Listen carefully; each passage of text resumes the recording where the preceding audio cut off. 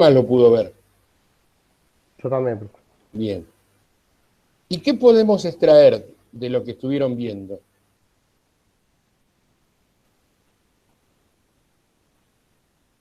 ¿Qué podemos contar, extraer, decir?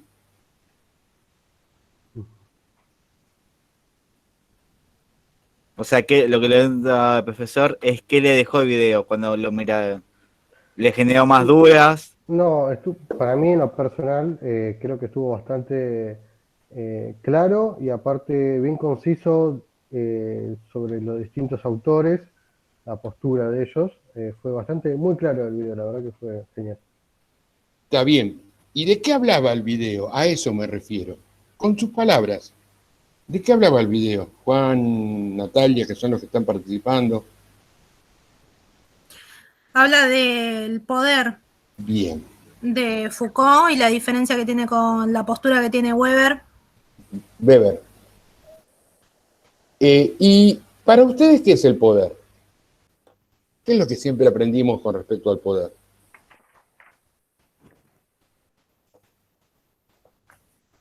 ¿Tienen idea qué es el poder? Una manera de dominación tal vez. Ajá. Bien. ¿Qué más? Una persona que tiene cierta autoridad. Autoridad. Ajá. ¿Qué más? Hay una forma de ejercer el poder, una forma de dominación, dijeron, una forma de ejercer la autoridad. ¿Qué más? Se dan una relación asimétrica. Ah, pero yo te tengo que preguntar porque me la dejás picando. ¿Qué es una relación asimétrica? Una relación en donde alguien tiene un poder sobre el otro. Más poder que otro. Bien, porque si vos decís eso al final, una relación asimétrica, a mí me mata y digo, qué bueno. ¿Y por qué? Tengo que preguntar. Porque son palabras nuevas, ¿entienden? Entonces, muy bien lo que contestaste. Bueno, a ver, nosotros en la primera unidad estuvimos trabajando el tema de la subjetividad, el tema de la socialización, el tema de cómo se construye la subjetividad y perdón que se me... y qué características tiene lo social. ¿Cómo se construye lo social? ¿Cómo se construye esto de la verdad? Estuvimos analizando el tema de la vida cotidiana, de la mistificación de la vida cotidiana. Estuvimos hablando de que nosotros decíamos que en sociología no existe una verdad, existen distintos criterios de verdad. ¿Qué tiene que ver con las prácticas, con las vivencias, con las creencias, con lo que yo fui internalizando en el proceso de mi vida? ¿Se acuerdan de esto o no? Hola. ¿Se acuerdan que estuvimos trabajando esto? Es decir, bien, entonces, vuelvo. En el proceso de socialización, yo voy construyendo mi subjetividad, voy construyendo mi forma de ver la realidad, mi forma de pensar la realidad, y esa realidad se basa fundamentalmente en el contacto que tengo con otros. ¿Qué otros? Desde que nazco con mi vieja, con mamá, con papá, con mis amigos, con mi barrio, y en ese ida y vuelta yo construyo mi forma de entender y de ver la realidad. ¿Sí o no? Sí. Hola, amiguitos, ¿sí o no? Sí, sí, sí. Bien, no, vamos a hacerlo dinámico porque si no, viste. Bueno, entonces, ustedes piensan lo que piensan porque vivieron lo que vivieron. Piensan lo que piensan porque vivieron lo que vivieron. Si hubiesen vivido otra cosa, tal vez pensarían algo distinto, ¿no? Recuerdo. ¿O sí? Ustedes tienen una mirada con respecto a si se tiene que jugar la Copa América acá o no, algunos varones si se tiene que ir Russo de Boca o no se tiene que ir, si de pronto si hay medios hegemónicos o no hay medios hegemónicos, que de pronto falta vacuna o no faltan vacunas, de pronto, ustedes tienen una mirada con respecto a todo. Si mamá cocina bien o si mamá cocina mal, ¿eh? Y esa mirada que ustedes tienen, esa forma de pensar, esa forma de sentir, esa forma de ver la realidad, no viene de un huevo, no viene de Dios, no estamos en filosofía o en catequesis, viene de la sociedad. viene de lo social, viene de la vinculación con el otro. Yo pienso lo que pienso porque me vinculo con otros. ¿Se acuerdan el ejemplo del Titanic? ¿Se acuerdan el ejemplo? Yo tenía unos power ahí, pero no lo pude extraer. ¿Se acuerdan el ejemplo del Titanic? El ejemplo del que comían cucarachas algunos y otros no. ¿Se acuerdan o no? Me pongo a llorar, ¿eh? Si no me contestan, lloro. Vamos. Vamos, a ver quién está ahí. Maya, Carolina, Natalia, Brian, Yael. Vamos, charlemos un poquito. ¿Están Chicos, ahí o y chicas, están ahí? ¿Se ¿Están escuchan? ahí o la figurita nada Sí, más? sí. Ah. Sí, se te escucha. Los ejemplos me hacen, son muy, obviamente están todos relacionados con lo que vimos en las otras unidades, con el tema de la red de interacción y todo esto también, que es lo que por lo menos yo fui entendiendo. Está todo enlazado con lo mismo también, y yo cuando los leí habían cosas que bueno, que asimilé un montón con lo que leí en los primeros capítulos, en las primeras unidades. Todo como que es toda una red, es todo lo mismo. La sociología, nosotros ¿Cómo? en la sociología nosotros, la unidad 1 tiene vinculación con esta unidad 2, con esta unidad 4. Sí. Y la unidad 2 habla de la cuestión más histórica, la unidad 3 habla de las organizaciones y fundamentalmente hace hincapié en la sociedad postcapitalista de fin de siglo. Yo en la clase que viene voy a hablar de la sociedad, las organizaciones de estos momentos, después de 20 años del fin del siglo, y vamos a ver qué características tienen estas organizaciones. Pero siempre teniendo en cuenta qué característica tiene el escenario donde están insertas. Desde el tiene principio. cierta continuidad. Cuando yo hablo de poder, a ver, volvemos. Para Weber, el poder, hay una diferencia entre el poder y dominación. Poder es imponer mi capacidad, imponer mi voluntad, independientemente de que el otro acepte o no. Es un poder de arriba hacia abajo, es dirigista. Si el otro acepta o no, no importa, es el poder. Es el poder que había en la Edad Media, el poder de los reyes en su momento determinado. Eso es una forma de poder. Bien. Él hace una distinción entre poder y dominación. Lo habrán estudiado, sé que lo estudian porque he hecho una administración 1, lo habrán estudiado en algunas materias ya de la carrera de administración, la diferencia entre poder y dominación. La dominación es la capacidad de ejercer el poder con el consentimiento del otro. Con el consentimiento. ¿Qué consentimiento? Yo legitimo ese poder. No es un poder autoritario, sino yo legitimo. Yo legitimo que las personas ancianas que viven arriba de la montaña saben y pueden hablarme sobre la verdad, supongamos. Entonces yo confío en ese poder tradicional. Pasaba antes. O yo confío en el poder carismático, en el cual yo confío en que la persona que tiene el carisma es mi líder. Entonces yo confío en esa persona y lo que dice esa persona para mí es palabra santa. Ocurre muchas veces en las realidades, ¿no? Es decir, si nosotros miramos la realidad de cómo funcionan los líderes carismáticos, no funcionan por el tema de la antigüedad o por la gran experiencia. No funciona porque son racionales, funcionan porque hay un vínculo afectivo. Yo sigo a alguien por un vínculo afectivo. Le creo a ese alguien por un vínculo afectivo. Le perdono cosas por un límite afectivo. Bueno, ese es el líder carismático. Y por el otro lado está lo que Weber plantea, que tiene que ver con su concepción, que tiene que ver con la dominación racional legal, que es lo que él va a trabajar, y por eso ustedes estuvieron trabajando en la burocracia. ¿Qué es la dominación racional legal? Donde yo no confío en el antiguo, en la sabiduría de la persona mayor. No confío en el carisma, confío en la norma, en la racionalidad, en lo escrito. Es el producto que se da fundamentalmente, aparece concretamente con el surgimiento de la Revolución Industrial, Rousseau, la Revolución Francesa, la Revolución Norteamericana, y en ese contexto de racionalidad, ¿Qué es lo importante? La ley. Y me vuelco hacia la ley, me vuelco hacia la norma. ¿Mm? Todos tenemos que dar cuenta, yo siempre pongo el ejemplo, no sé si hay algún docente acá, del estatuto docente. Hay un estatuto docente... Te hago una pregunta. Señora. Lo que trata de hablar él es más que nada como que no va al ¿cómo se dice? No sé cómo explicarlo. A lo que el Con otro... tus palabras. a lo que el otro dice, sino a lo que está hecho en ley, ponele, a lo que...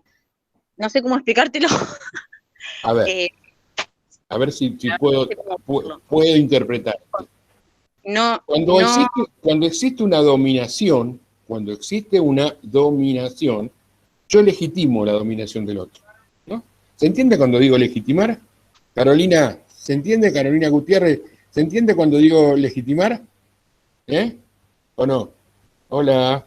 Bueno, es decir, la dominación, muy bien, la dominación tiene que ver con esto, ¿no? Con que yo vuelco y le creo. Y él me dice, el sabio, tomá tal tuyuyo verde para curarte el empacho. Y yo le creo porque él es el sabio. ¿Tenemos que entrar en guerra con el pueblo vecino? Y él dice, sí, entremos en guerra. Y yo le creo porque es el sabio. O al líder carismático, o a la líder carismática. Entonces yo le creo a la líder carismática o al líder carismático en función del carisma, el enganche que yo tengo desde el punto de vista afectivo.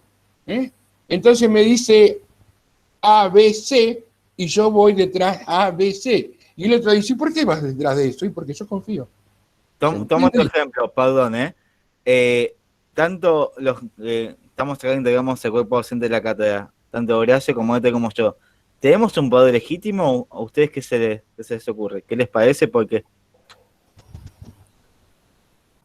Sí, claro, porque nosotros legitimamos que ustedes son los profesores y que ustedes son los que saben y los que nos van a aprobar porque ustedes son los que saben más. Estamos confiando, en realidad. Claro, estamos confiando en lo que creemos en que ustedes son los que saben. Estamos legitimando su lugar de profesores. Están aceptando, en términos weberianos, están aceptando nuestra dominación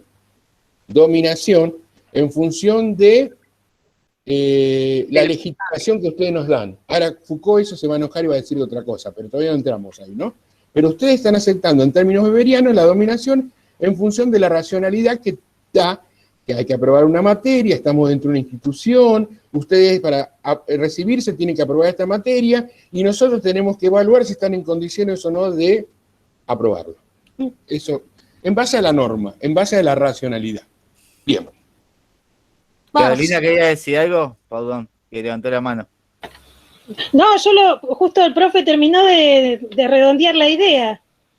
Listo. Que la legitimación es básicamente eso, es la aceptación de ponerse por debajo del poder de alguien de manera, digamos, o sea, ¿cómo lo digo? Voluntaria, de manera voluntaria, no es algo impuesto, o sea, por fuerza ni nada por el estilo. Yo creo que esa es la forma de darle legitimidad al poder. Muy bien.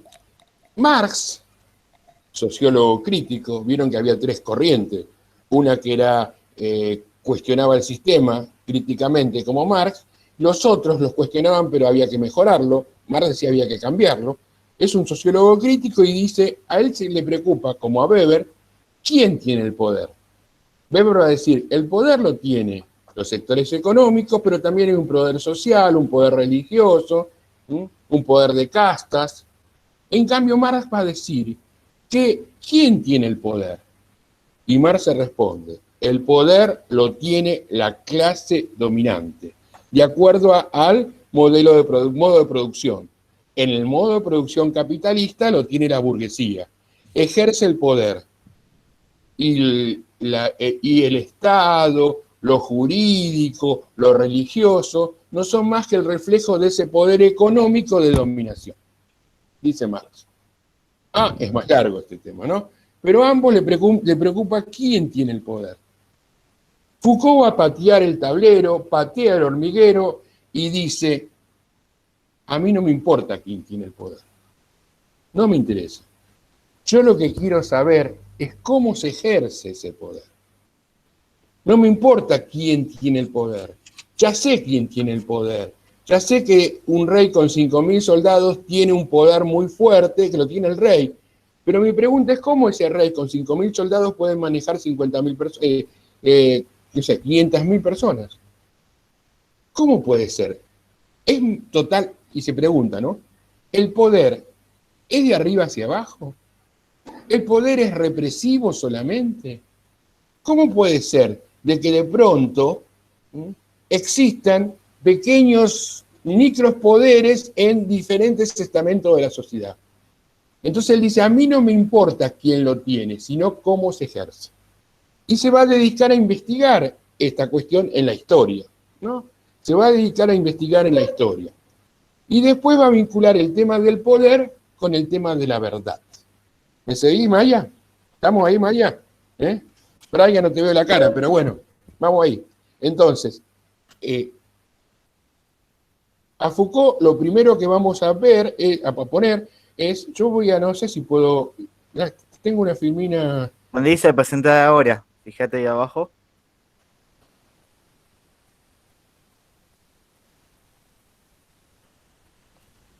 Que no es la que tenía yo antes, pero bueno, tuve que adecuarla a la realidad. ¿Presentar a dónde dice? Abajo, viste, abajo de todo tenés como una flechita que dice presentar ahora. Sobre... Dice notas, dice presentación con diapositiva, ¿eso es? No, en el Meet, te digo en el Meet.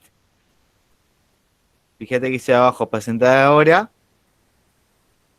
Y ahí pones una ventana y después seleccionás el archivo. ¿Y ahora qué hago? Hacer clic donde dice una ventana y después seleccionás. ¿Puedo compartir? Sí. Puse presentar ahora. Sí.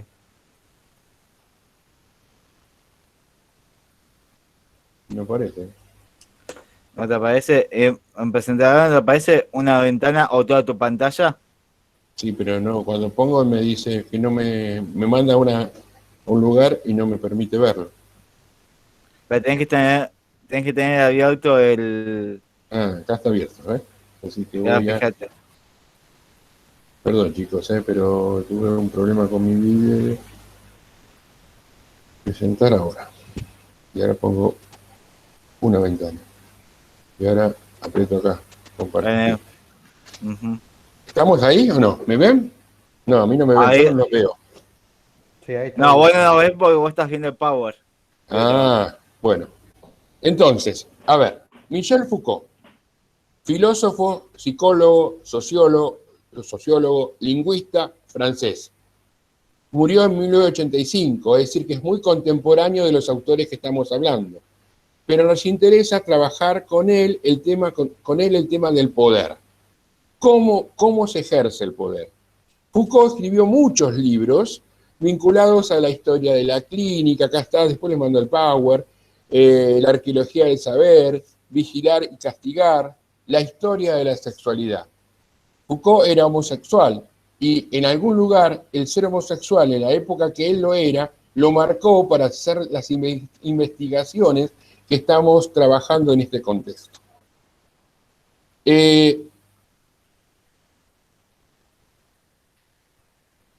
Él va a hacer un estudio de la historia y va a tomar el tema de los castigos y la prisión y va a analizar cómo históricamente cuando los reyes y demás tenían que castigar a una persona, hacían un acto donde participaba la gente, que era como una fiesta, se torturaba, había suplicio, se hacía ojo por ojo, diente por diente, y de pronto la gente participaba de esta cuestión.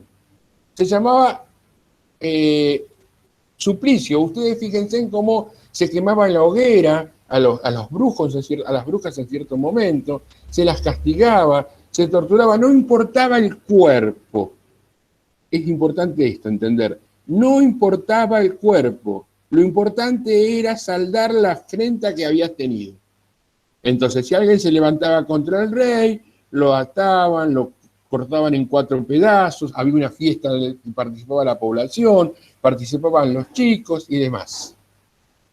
Con el surgimiento de Rousseau, el contrato social, lo que estamos diciendo nosotros, la Revolución Francesa, la Revolución Inglesa y demás, y el surgimiento del sistema capitalista donde se produce en serie, ustedes lo estudiaron esto, ¿no? La producción en serie, las ciudades, fábricas, las camas calientes, donde la gente se levantaba de un lugar y venía otro a dormir. La producción en serie determinó que fuera necesario el capital por un lado, pero además, que lo daba la burguesía, la mano de obra que lo daba el proletariado. Entonces, a partir de ese momento, el cuerpo comenzó a ser importante. Estamos hablando del cuerpo. El cuerpo comenzó a ser importante. Entonces, al cuerpo había que hacerlo dócil. Buscaban generar cuerpos dóciles que se adecúen al sistema productivo en ese momento, porque era necesario que trabajen, que tengan respeto a las normas, que tengan un orden, que se cuiden su salud, o que si la salud está enferma se recupere. ¿Se entiende? Entonces, en este contexto surge lo que se cuestiona el tema del suplicio, que era lo que veníamos hablando hace un ratito.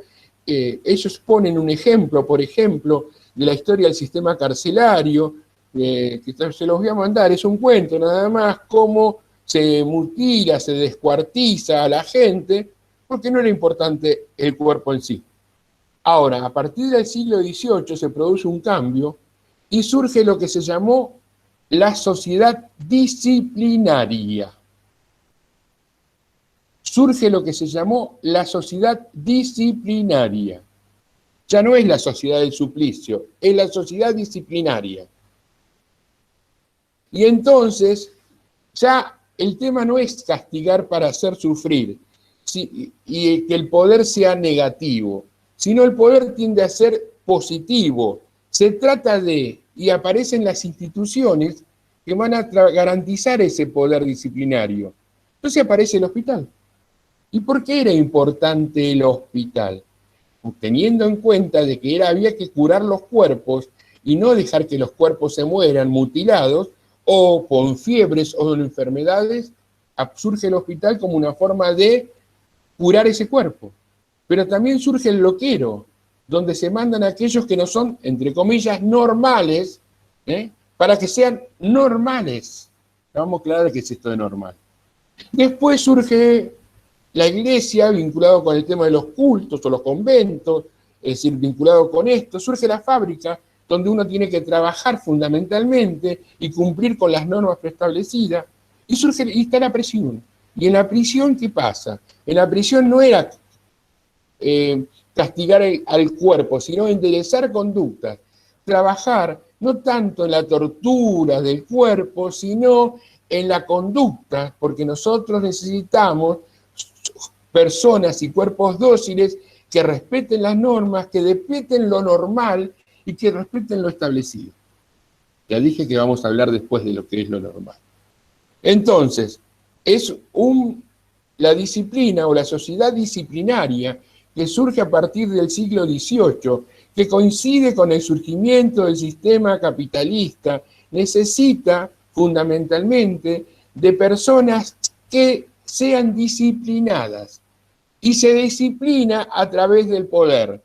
Ya no se maltrata, ya no se corta en cuatro, sino hay que disciplinar los cuerpos para que se adecúen a la necesidad concreta del momento histórico que es del sistema capitalista.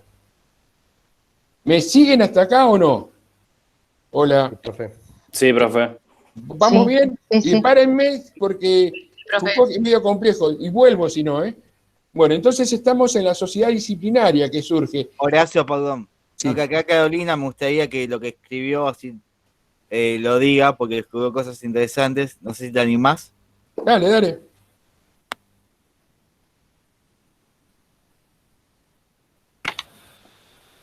Profe, Sí. ¿me escucha? No, porque yo lo que había puesto con respecto a lo que usted decía de quitar a los individuos y armar las cárceles, yo Sí. había puesto en el chat que es una forma de mantener el orden social, quitando de esta sociedad aquellos que la desestabilizan para mantener el orden. Era lo que había comentado en el chat. Perfecto. Cuando surge el sistema capitalista, se produce una crisis, por eso surgen las ciencias sociales. Las ciencias sociales surgen, ustedes lo estudiaron cuando estudiaron la segunda unidad, vieron que con la crisis que se produce el cambio de paradigma, aparecen problemáticas sociales, ¿no? Durkheim dice el hombre está anómico, Marx dice el hombre está alienado, ¿no? Pasan cosas. Una cosa es el hombre que vive en el campo y trabaja para el señor feudal, y otra cosa es el hombre que se tiene que ir a la ciudad, a trabajar solo lejos de su familia, a trabajar 18 o 20 horas por día, porque recuerden muy bien que no había ni obras sociales, ni sábado inglés, ni vacaciones, ni nada por el estilo. Y como dice Marx, el hombre hasta era libre, pero hasta libre de morirse de hambre. No era que había un señor feudal que lo cuidaba. Si no laburabas, no trabajabas, te podías morir. Y los salarios, tengamos en cuenta, en el surgimiento del sistema capitalista liberal, los que digamos, ¿no? Entonces, la gente se rebelaba y lo importante era encontrar personas dóciles que trabajen, que se adecúen y que entiendan esta lógica del sistema. Hago una salvedad y les voy a decir un ejemplo. Cuando Argentina, a partir de 1880, conforma el Estado Nacional e ingresa al mundo como vendedora de materia prima, creo que lo habrán estudiado en regional, ¿no? En problemática regional, que tienen que exportar materia prima y recibe producto manufacturado, necesita mano de obra. Y vos decís, no, si hay gauchos, no, si hay indios, ¿para qué necesita mano de obra? Porque el modelo agroexportador capitalista no precisaba ese tipo de mano de obras. Ni el indio ni el gaucho entendían esta cuestión de trabajar produciendo constantemente en la fábrica. El gaucho estaba acostumbrado a andar a caballo, a estar con la china, tenía cierto ritmo y cierta filosofía. Los indios tenían otras características. Entonces necesitabas una mano de obra que se adapte al sistema capitalista. Para eso vinieron ¿quiénes? Los inmigrantes. Aspiraban a inmigrantes del norte, pero vinieron a inmigrantes del sur. Es decir, que lo que se busca cuando se ingresa al mercado mundial, al sistema capitalista, se necesita cierta mano de obra que acepte las normas, que acepte respetar los valores, que acepte respetar el orden sobre todo, el orden y la jefatura de los que están arriba. Bueno, entonces esto tiene que ver con lo que vos estabas planteando hasta ese momento. Bueno, ahora, cuando surge, dijimos, el sistema capitalista, surge la sociedad disciplinaria. Y la sociedad disciplinaria implica trabajar sobre la disciplina, la disciplina. Y acá se agrega un elemento importante, que lo habrán visto en el video que tenían que ver, sobre el panóptico. ¿Qué es el panóptico? ¿Lo vieron el video del panóptico de Educatina? Bueno. El panóptico es un instrumento arquitectónico que no lo inventó Foucault, pero sirve para disciplinar. ¿Qué tipo de disciplina? Disciplina significa mirar sin ser visto. Yo siempre pongo un ejemplo. ¿Cómo demostraba el poder un rey, o los apaches, o un emperador? Vos veías el emperador ahí arriba, veías el apache ahí arriba, veías al rey, y estaba. El poder lo estabas viendo. Si no estaba, podías hacer algo en función a ese poder que no está. Es cuando yo iba a clases y tiraba tiza, porque cuando estaba el preceptor me portaba bien. El preceptor se iba y yo seguía tirando tiza. El poder que te ve y vos lo ves. ¿Y cuándo lo respetás? Cuando lo ves. ¿Se entiende? Ese era un poder que existía antes. Foucault dice que con el surgimiento del sistema capitalista surge otro tipo de poder, donde vos no ves al que tiene el poder, sino aquellos a los cuales ejerce el poder te ven a vos. Repito, aquellos a los cuales ejerce el poder te ven a vos. Y el ejemplo claro es el panóptico, que es un instrumento arquitectónico que tiene ventanas en el medio y una persona dentro de ese panóptico mira qué pasa en cada celda, controla qué pasa en cada celda, pero a él no lo ven. Es una forma disciplinaria mucho más ventajosa, porque podés observar diferentes lugares. Los trabajás sobre el cuerpo, trabajás sobre la conducta, enderezás conductas, ¿se entiende? Trabajás con gente. Lo que estás tratando de lograr es la docilidad de las personas, que las personas sean dóciles. A ver, sigo con el ejemplo. Les voy a decir algo y les va a resultar muy sencillo. Gran Hermano. ¿Qué es Gran Hermano? ¿Vieron algún Gran Hermano? ¿Nunca vieron un Gran Hermano? No digan que no. Sí. Sí, es un reality.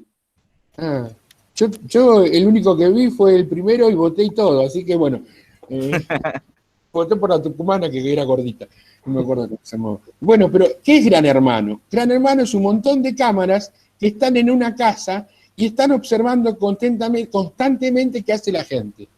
¿Controla los cuerpos? Puede ser, pero controla fundamentalmente las acciones, las conductas, la forma de cómo uno se maneja, cómo uno se vincula.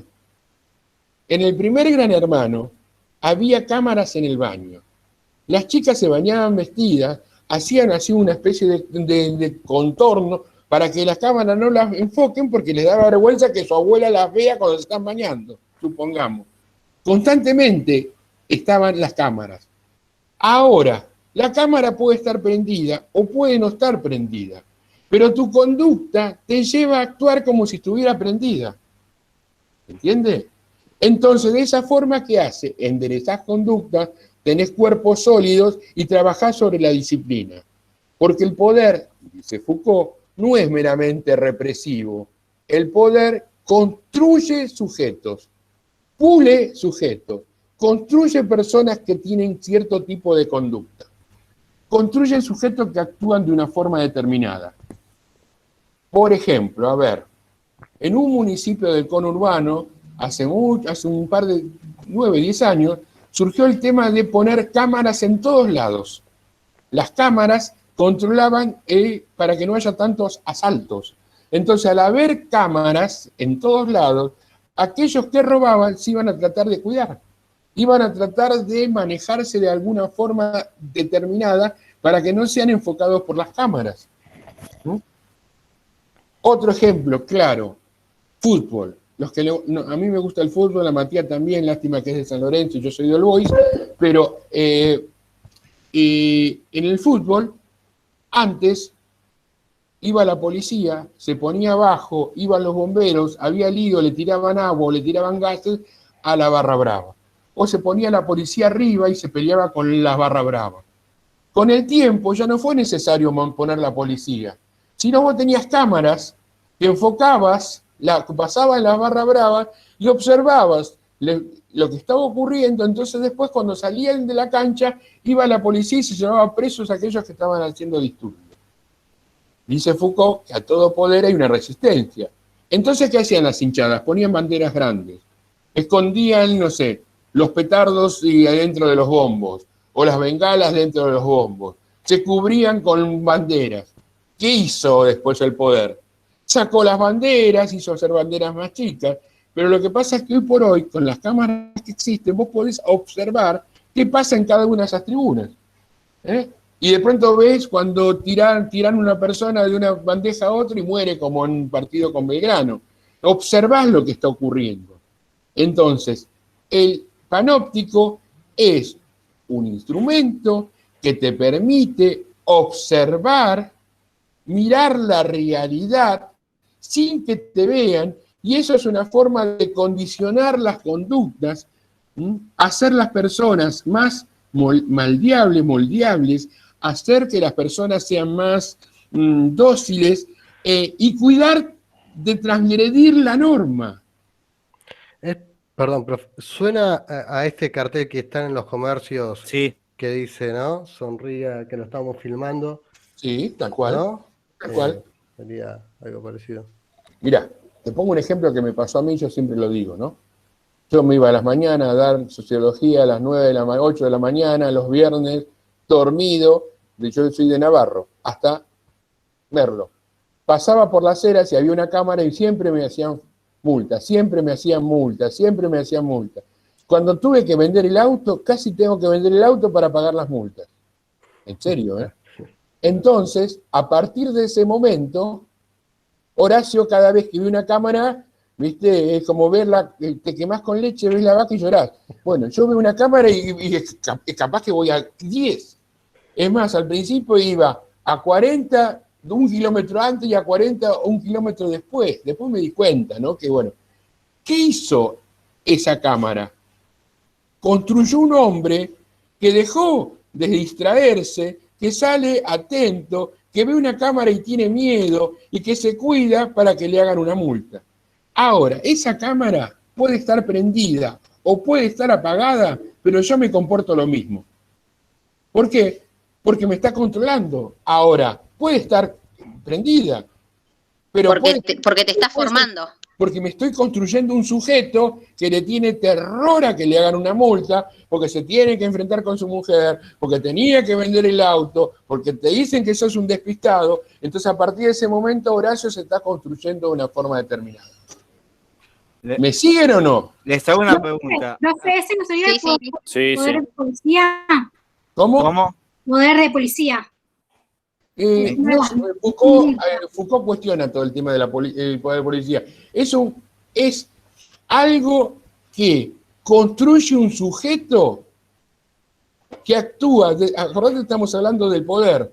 No es el poder que te mata. No es el poder de que te está observando, que vos observás constantemente. A ver, veamos una película, King Kong. King Kong está. Cuando aparece King Kong o aparece el mono que está gigante de King Kong, los grupos indígenas le tiran a una persona para calmarlo a King Kong, ¿no? No es el poder del emperador que lo ves ahí arriba. No es el poder del jefe apache que está encabezando. Y si está. No es el poder del preceptor que te está mirando. Acá no te mira nadie. Acá es el poder, diríamos, en vez del preceptor, de una cámara que está en el aula y que controla que los que dicen palabras esdrújulas son subversivos. Entonces uno habla y se cuida de decir palabras esdrújulas. Ahora, puede ser que esa cámara esté funcionando o no. No te reprime, no te castiga, no te pega, no te trata de conducir a que construyas conductas que se adecúen a lo que se espera de vos. ¿Se entiende o no? Sí, y retomando lo que Sí. vos decías, Horacio, hay otro ejemplo. Por ejemplo, las instituciones educativas edificadas a fines del siglo XX, principios del siglo XXI. Por ejemplo, en la secundaria donde yo estudié, la dirección estaba en el centro de la escuela. Vos no sabías si estaban los directivos ahí o no, pero estuvieses en el aula que estuvieses, tenías... o las preceptorías estaban con visión a todos los estudiantes, a cada estudiante y a cada docente también. Entonces el control está de una manera implícita. Y lo mismo pasaba cuando vean el video, si es que no vieron el video de Educatina, de Panóptico, de las fusiones también. Entonces, por eso vigilar si se han visto. Y creo que la pregunta que voy a hacer está un poco respondida, si estuvieron siguiendo la clase, pero nosotros siempre preguntamos si el poder es represivo o productivo desde esta mirada, ¿no? De esta mirada productiva. Claro. El poder es productivo. Ustedes tienen 2 videos que duran 10 minutos. Uno habla sobre microfísica del poder y otro habla sobre cómo se construye, es decir, qué es el panóptico. Nosotros evaluamos de los materiales teóricos, pero los materiales teóricos a veces tienen palabras complejas, no son clases presenciales, entonces le mandamos un power o le ponemos un video o Matías acompaña desde la charla para que ustedes puedan entender de qué estamos hablando, porque saltamos de un tema que tuvieron que preparar, vi la semana pasada, el tema de sociedad postindustrial y Peter Drucker a un tema vinculado al poder, que si bien se relaciona, aquellas personas que no tienen experiencia tienen que cambiar el chip, ¿se entiende? Entonces, yo les repito, a ver hasta acá, los conceptos. Suplicio, poder como de arriba hacia abajo, jerárquico, represor, es lo que uno piensa del poder, piensa que el poder lo tiene el Estado, o el poder lo tiene la clase dominante, algunos piensan que lo tiene el Estado, otros piensan que no lo tiene el Estado, sino lo tienen los poderes económicos. Bueno, pero siempre el poder arriba. Y los autores estudiaron el poder como para ver quién lo tiene. Foucault dice, no me importa quién lo tiene, quiero saber cómo se ejerce. Y entonces lo estudió en la historia, y analizó cómo se dio al principio, con el suplicio, se llama el suplicio, la tortura, la descuartización, el ojo por ojo, diente por diente, en donde los cuerpos no eran importantes. Después sí analizó el surgimiento del tema del cuerpo y demás, pero había el poder, al que tenía el poder, sea una persona, sea un monumento, sea alguien, es como que está ahí, te está mirando, y vos también lo estás viendo. Y si lo ves, te cuidás. Pero después surge otra forma de interpretar el poder de la sociedad disciplinaria, producto del surgimiento del sistema capitalista, de la revolución industrial, donde es necesario mano de obra que produzcan, y esta mano de obra tiene que ser sensible, tiene que trabajar en forma sin cuestionar demasiado, tiene que ser un cuerpo dócil, que se adecue al trabajo, y entonces surgen las instituciones disciplinarias como la escuela. La escuela es una institución disciplinaria que surge en ese momento para tratar de que el chico aprenda el orden, aprenda el respeto, aprenda a ubicarse, aprenda a conocer ciertos elementos que le van a permitir ingresarse en la vida. La escuela, la fábrica, el trabajo, la iglesia, el psiquiátrico, el hospital, surgen todos en ese momento. Pero además, es decir, cuando nosotros analizamos el tema de la familia, en cierto sentido, cuando a vos te van socializando o a vos te van educando, no te castigan, no te pegan siempre. Te van transmitiendo valores, creencias para adaptarte a lo que es normal. Porque la educación que te dan en tu casa o te dan en la escuela, tenemos una educación en base a lo que es normal y no normal. Una madre, salvo contadas excepciones, siempre te quiere contar lo que es normal. Y lo que es normal, para ella es lo que está bien. Pero no siempre lo normal es lo que está bien. Lo normal es lo que se acostumbra. ¿Qué es normal? Desayunar, no comer cucarachas es normal. Para nosotros, pero para estas culturas sí. ¿Qué es lo normal y qué es lo no anormal? Una persona en la década del 50, una persona, un gay, era considerado, de acuerdo a la psiquiatría, un enfermo. Y de acuerdo a la religión, un pecador. Fíjense cómo pasó el tiempo, hoy no es ni un enfermo ni un pecador, es otra cosa. Entonces, eso que era normal en ese momento tiene que ver con el contexto histórico y social. Acuérdense cuando yo les decía que en la época de mi vieja se casaban vírgenes y las que no se bajaban, mi vieja en la época del 50, ¿no? Y cuando no se casaban, no eran vírgenes, se casaban de beige o de grisecito. ¿Por qué? Porque lo normal implicaba eso. Hoy contale a una chica de 16 años que la abuela se casaba de esa forma y no lo va a entender. Hoy hay otras cuestiones que tienen que ver con lo normal. Pero ¿quién construye lo normal? Y la gran confusión de muchos dicen, la sociedad. No.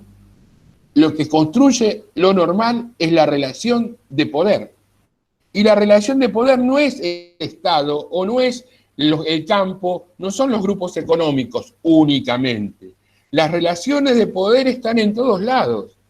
Es el colectivero que no para en la parada que tiene que parar. Es el tipo que no te deja entrar al boliche bailable, por ejemplo, porque se le ocurrió, ¿no? Es el poder el que hay en una casa entre mamá, papá, y determinan qué es lo normal. ¿Qué es lo normal? Venía a la hora que al mediodía, los domingos comemos todos juntos. Lo normal. ¿Qué es lo normal? Que de pronto, primero te pones de novio, después te comprometés, le das la media amarilla, la media medalla, y bueno, y después se casan. Y entre la media medalla y el compromiso y el casamiento hay ciertas cuestiones que se permiten más. Bueno, eso era en un momento histórico determinado, pero para eso es lo normal. Vos cuando dijimos los primeros días de clase, que vos nacés en un contexto objetivo y subjetivo, y nacés en un ámbito de normalidad, donde te dicen esto es bueno y esto es malo, esto es sano y esto es patológico, esto está bien y esto está mal. ¿Quién define eso? El poder. ¿De qué forma? Normalizando, buscando normalizar. Esto es lo normal, esto es lo normal y esto es lo anormal. Entonces, nosotros como seres sociales, que tenemos una subjetividad, que tenemos una forma de pensar, vamos aprendiendo lo normal en los ámbitos determinados de socialización. De pronto te das cuenta que tu viejo está mediocre, que no es el que te baja la luna y es un tipo remediocre, y tu mamá es una señora de 40 años frustrada y demás, y bueno, y empezás a buscar otra cosa. Pero mientras sos chiquito, lo normal tiene que ver con lo que te están transmitiendo. Y la escuela transmite ciertas cuestiones de normalidad. Y la educación, la escuela, la sociedad. Entonces Foucault lo que trata de averiguar, esto de normal, ¿qué es lo normal? ¿Qué es lo que está? Entonces analiza la historia. ¿Qué es lo normal? ¿Por qué es normal? Entonces hace un estudio de la sexualidad. Analiza la sexualidad del comienzo de los siglos y ve lo que es normal y lo que es no normal. Analiza las normas jurídicas desde contexto. Analiza el tema de la locura desde un momento. Y trata de ver esto, cómo juega el poder. Lo asombroso para Foucault es que el poder no reprime solamente, el poder es positivo, grábense en esto, construye sujetos, te va puliendo. Estás pensando que sos libre y que en última instancia estás eligiendo, y no estás eligiendo, ni sos libre, sino que el poder sutilmente te está presentando las cosas y vos las estás eligiendo. No te están reprimiendo, no te están castigando, no te corre tu abuela o tu mamá con el cinturón para pegarte, porque no sacaste la nota que tu mamá espera en la normalidad. ¿Qué hacen? Te llevan al shopping, cuando se podía, y bueno, son dos hermanos, uno sacó mejor nota que otro, van a comer los dos a McDonald's, le compran un libro a cada uno, una remera, pero cuando entran en Nike, las zapatillas más lindas se las compran al que sacó mejor nota. Y no te están pegando, y no te están castigando. Ahora, justamente el que sacó mejor nota no es el que le gusta mucho más el fútbol. Entonces, el pibe ese que no sacó buena nota y se va a esforzar para que la próxima vez le compren. ¿Qué te están haciendo? Te están enderezando la conducta. No te están pegando, te están manipulando, te están enderezando la conducta, te están tratando de que vos te adecues a lo que es la normalidad. Yo lo hacía en clase antes, chicos. Yo llegaba, como a mí me gusta mucho la participación en clase, y que hablen en clase, y que pregunten y demás. Entonces, cuando tomaba parcial, pasaba con un fibrón rosa, y ponía una cruz a varios. Y se miraban, yo no decía nada, pero ellos se daban cuenta. ¿Y a quién le puso? A la que participa en clase, a que le trae la manzana, a que le da un mate a las 9 de la mañana, al que opina, al que trajo los apuntes completos. Y entonces cuando llegan las notas digo, aquellas personas que tuvieron una cruz, le subí entre 6 y 7, le puse 7, y entre 5 y 6 le puse 6, nota de concepto. Le puedo asegurar, yo no lo castigué al que no estudió, premié al otro, te puedo asegurar que para el segundo parcial participan todos, traen los resúmenes, traen trabajo práctico y demás, y es una forma de enderezar conductas, pegándote, castigándote, poniéndote amonestaciones, no dejando de salir, supongamos, fin de semana, no, sutilmente construye un sujeto que en el segundo parcial va a actuar de una forma determinada. Esto es el poder. Así actúa el poder, sutilmente. Y desde chiquito te van preparando sutilmente. ¿Y quiénes actúan? Así como antes las instituciones disciplinarias eran la escuela, la fábrica, la cárcel, hoy las instituciones que construyen poder son los medios de comunicación. Las publicidades, lo que te muestran lo que es normal y lo que es no normal. Es decir, te van construyendo y te van haciendo ver una realidad y que uno puede ser crítico a esto, pero está muy inserto en esta cuestión. ¿Me siguen o no? Hola. Sí, profe. Sí, profesor. Sí, profesor. Quería hacerle Sí, un por favor. comentario respecto al... ¿Quién sos? Bueno, Claudia. Claudia. Sí. Con respecto, bueno, al poder que estábamos diciendo que no es represivo y que es positivo. Sí. Y No solo, a mí solo es represivo. Es represivo, no solo. No solo. No solo es represivo. No solo reprime, sino produce sujetos. Claro, pero entiende? también dice que, o sea, según lo que estábamos charlando, es positivo. Es sobre todo positivo. Produce Pero sujetos. mi duda es, ¿siempre es así? O sea, ¿siempre puede ser positivo? Depende cómo se ejerza. Claro, ahí está. Cuando yo porque digo mi que el criterio poder, no siempre es cuando yo digo no que el siempre poder, puede ser.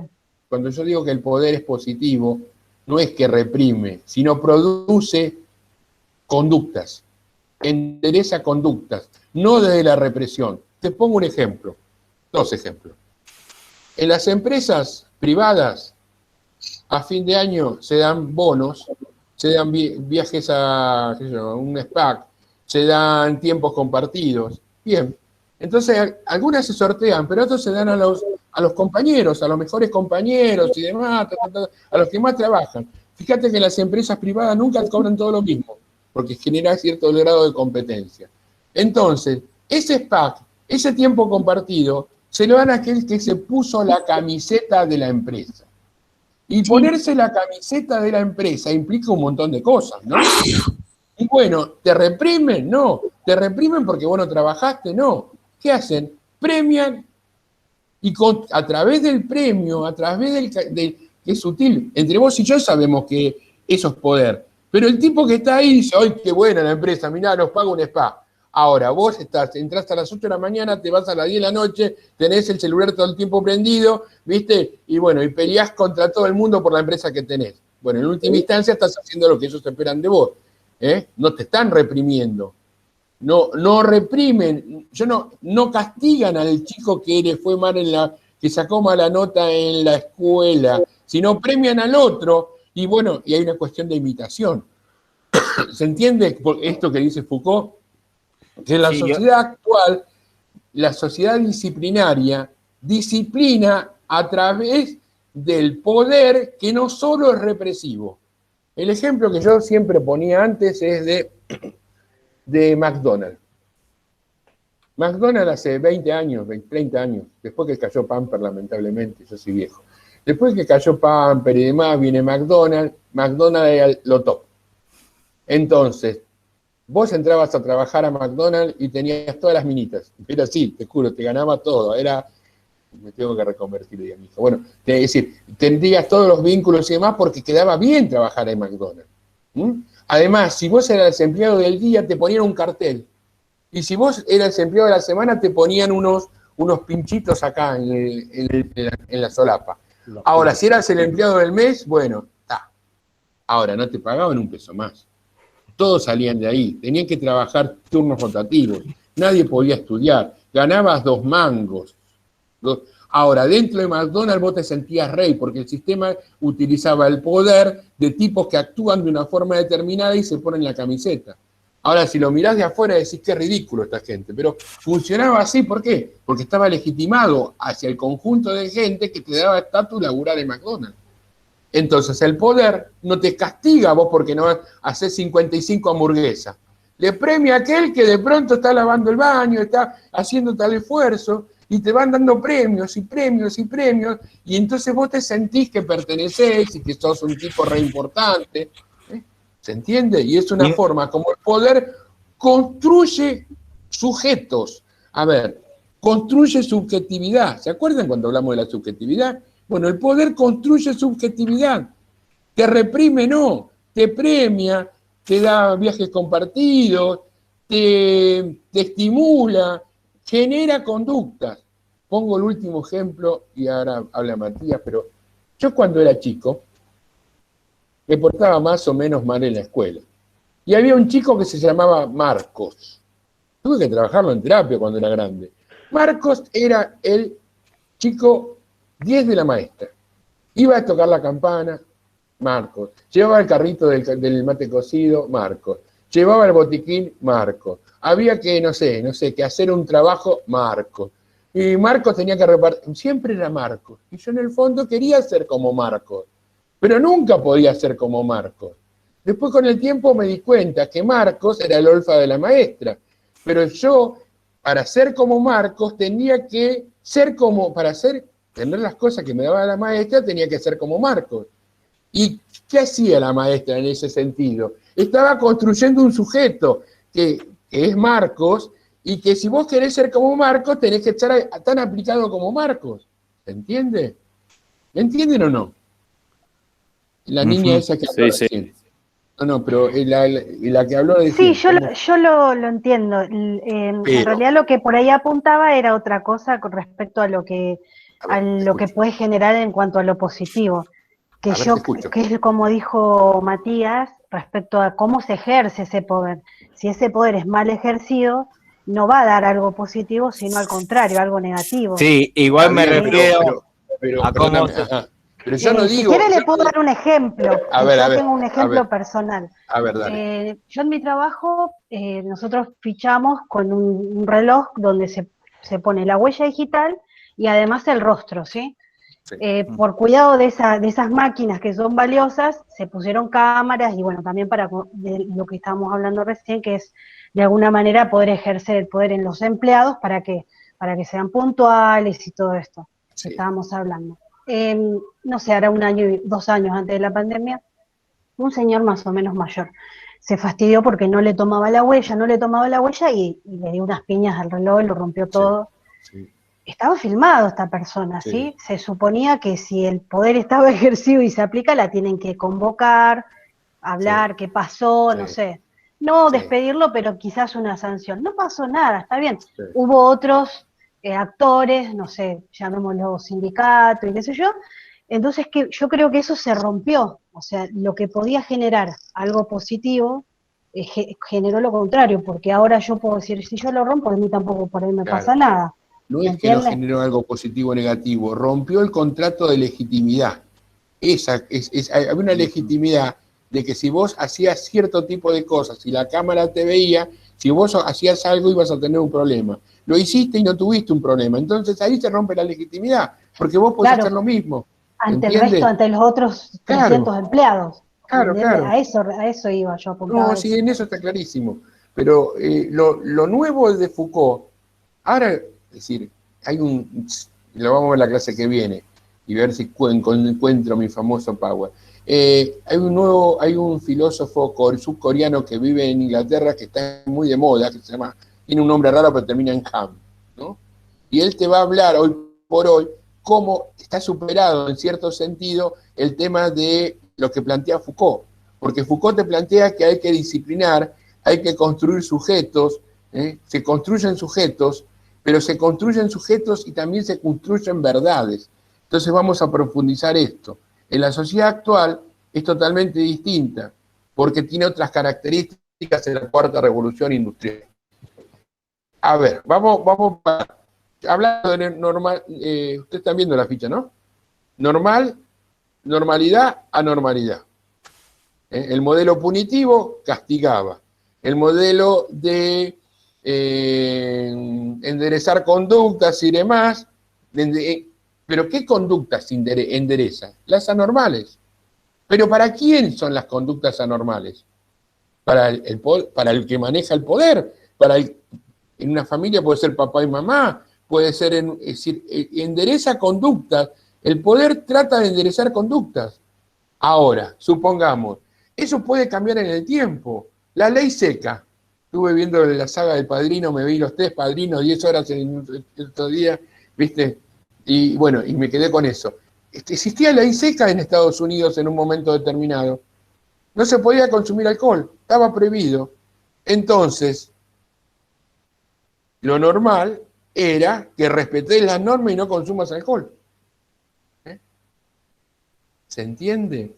La normal no es lo bueno, lo normal no es lo que está bien.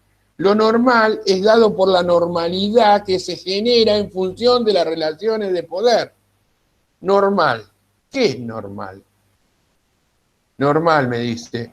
Conocí a una chica, yo le conté el ejemplo, conocí a una chica cuando era muy joven y demás, y estaba en su casa y estaba comiendo, me levantaba a la mañana, quise comer pizza con dulce de leche. ¡Oh! ¡Qué escándalo! Digo, pero anoche cuando te conocí vos estás comiendo un canapé de ananá, cerezas al maraschino con atún. ¿Cuál es la diferencia? Claro, lo de estamos en una fiesta top. ¿Entiende? ¿Qué es lo normal? ¿Qué es lo normal y quién construye lo normal? Y en función de la normalidad, mamá, papá, la abuela, el cura, mi suegra, la iglesia, tratan de que vos seas normal. Y en esa película que yo dije, el chico del pijama raya, normal es no juntarte con judíos. Y para el otro, normal es no juntarte con alemanes. Lo normal, ¿qué es lo normal? ¿Dónde está la normalidad? ¿Quién determina que algo es normal? ¿Quién determina que algo sea verdad? Porque otro elemento que nosotros vimos en el primer día de clase es que la verdad es una construcción. Las cosas son. Yo estoy viendo una taza. Para mí, para la que lo hizo fue una forma de tener más dinero. Y para otras personas puede ser otra cosa. Entonces... Como el pupitre. Como el pupitre, claro. Tuve un alumno que golpeaba el pupitre, yo le decía me decía el señor grande, golpeaba, pero esto es un pupitre, pero esto es un pupitre. Sí, pero si yo estuviera haciendo un asado y estuviera solo el pupitre, para mí me sirve para hacer asado, y a las comunidades indígenas les sirve para otra cosa. Las cosas son en función de la experiencia, de la práctica, de la vivencia. El pupitre para el que se murió congelado en el Titanic era la salvación. El ejemplo claro, todo el mundo sufrió porque se hundió el Titanic, menos los pescaditos que estaban en la pecera que se sintieron libres. Son ejemplos, ¿no? Pero lo normal, ¿qué es lo normal? Antes era casarse para toda la vida, contigo pan y cebolla, te estaba por separar y todo el contexto alrededor de la familia, los amigos, presionaban para que no te separes. Hoy te está por separar y te organizan ahí en Ramos Mejía, te organizan la fiesta de divorciada o divorciado. Entonces, ¿qué es lo normal? Lo normal tiene que ver con una construcción, tiene que ver con el momento histórico, tiene que ver con la ideología, tiene que ver con los valores, tiene que ver con las creencias, por ende tiene que ver con la subjetividad. Ahora, cuando hablamos de enderezar conductas para que sean normales, tiene que ver con ese contexto. Enderezar conductas para que sean normales. ¿Qué es lo normal? Entonces hay que enderezar esas conductas. Se pueden enderezar desde la represión o se pueden enderezar desde la cuestión más constructora de sujetos que actúen de una forma determinada. Sí, perdón, Horacio. Acá veo que, primero que nada, en función de lo que plantea Claudia, termino de cerrar lo que iba a decir yo recién a Horacio, el tema de cómo enderezar conducta, y es cómo se realiza el ejercicio de poder, si es productivo con los ejemplos que damos o si es represivo mediante castigo. Ahora veo que Carolina Gutiérrez y Ruth Seltzer en ese orden habían levantado la mano. Así que bueno, hablemos, intercambiamos, dale, sí. Dale. ¿Quién quiere hablar? ¿Carolina? O no sé quién estaba. Yo no los veo por eso. Sí, prende el micrófono. Ahora sí. Porque usted había dado el ejemplo de McDonald's, ¿no? Sí. Bueno, es muy conocido, pero hay otras empresas. Por ejemplo, yo trabajé para una empresa internacional que tiene su producción extranjera que tiene que ver con productos nutricionales. Sí. Y tiene este sistema, ¿no? De premio y castigo. No es castigo en realidad, porque vos no lo notás como castigo. No. Pero te da el premio con unas medallitas con brillantitos. Cuanto más dejas tu vida, más horas, más días, cada vez menos vida tenés vos, ellos te van llenando, ¿no? De estos pin, como pareciera lo de McDonald's, y te lo van mejorando, ¿viste? Y llega un punto en que este pin es de oro. Claro, y entonces pero uno dice, mirá, logré, te dicen que vas llegando así escalones y vas escalando y llegás a un punto que todos anhelan, que es el de los grupos presidenciales. Y a mí me vendían todo ese circo, y yo veía que en el entorno mío estaban todos contentos, hacen fiestas de gala. Yo fui a una fiesta impresionante a la rural, con ropa carísima, tuve que hacerte un esfuerzo porque tenías que encajar, pero no me terminaba de convencer. Y recuerdo que como no me terminaba de convencer, no encajaba en el grupo, los que eran coordinadores de los grupos, siempre estaban observando el comportamiento de todos los participantes de cada grupo de trabajo. Y como veían que yo me separaba, no seguía los parámetros conductuales que ellos esperaban de todos los participantes, se asomaban a mí y me daban charlas y charlas. Y yo los miraba y les decía así, ajá. No podían modificarlo, porque yo me replanteaba todo lo que decían.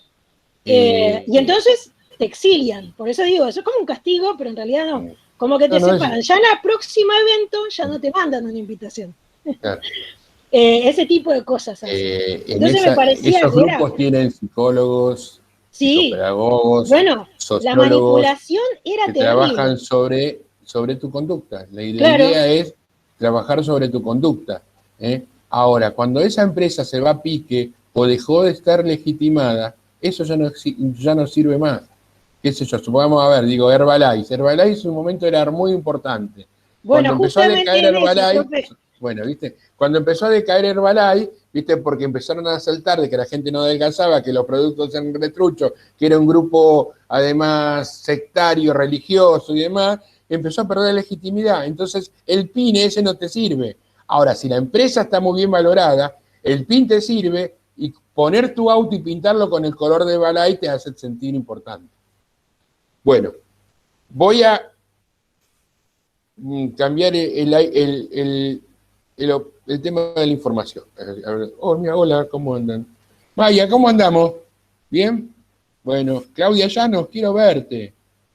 ¿Estás, Claudia Llanos, o está ahí mirándome? Hola, ahí está, muy bien. Bueno, vamos a ver. Y no sé si Ruth quería decir algo, que había levantado la mano también. Ruth, había levantado la mano. Ruth, a ver. Claudia Llanos. Ya se perdió el tema, ya lo pasaron, ya está. Volvé. No hay problema, No te enojes. No, joven, para nada. Era por el tema este del premio y castigo. En mi empresa dan bono a fin de año. Claro. Y a los que más laburan le dan el bono y a nosotros no, o le dan un bono más bajo.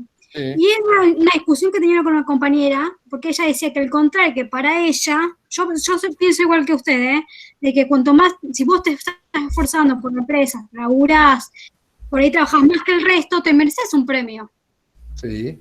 Pero ella dice, en cambio, si le das un poco más de plata a unos y pocos a otros, ¿por qué no das la misma plata a la mayoría y vas a hacer que el otro trabaje con más ganas? Que todo el mundo trabaje con más ganas. No sé. Yo no creo eso. Yo creo que le invitaría a leer Maslow.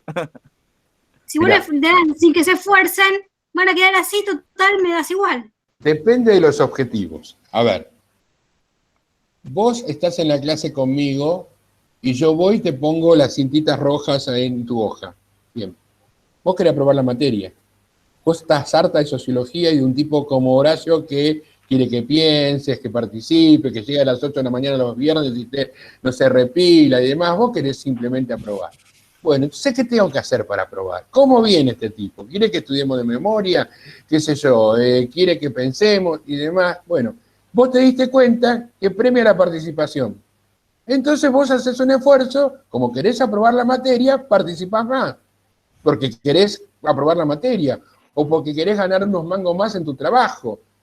¿Se entiende? Y vas cambiando cierto tipo de conducta sin que te repriman, sino observando cómo actúa con los demás, cómo actúa con nosotros. Bueno, esto ocurre, y esto tiene que ver con el poder. Acordate que a Foucault no le importa quién lo tiene, sino le importan los micropoderes. A ver, un hombre es tratado mal por su jefe. Llega a su casa y trata mal a su mujer. Su mujer trata mal a la hija mayor. La hija mayor trata mal a la hija menor. Y la hija menor trata mal a la muñeca. Reproduce el poder en diferentes lugares. ¿Se entiende? Los micropoderes son los pequeños espacios de poder que existen.